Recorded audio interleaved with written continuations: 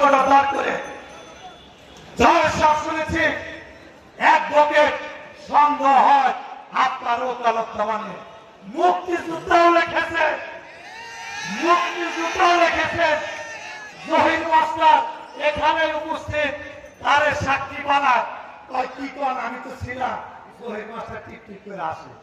লতিফ সিদ্দিকী সাহেব বলে কাদের থেকে উনি আবার কবে মুক্তিযোদ্ধা ছিলেন লজ্জা হয় যে আমরা তাদের মতো একজনকে আমার দলের সাধারণ সম্পাদক শেখ হাসিনা তাকে সাধারণ সম্পাদক বানিয়েছিলেন শুধুমাত্র একটা মাত্র কারণে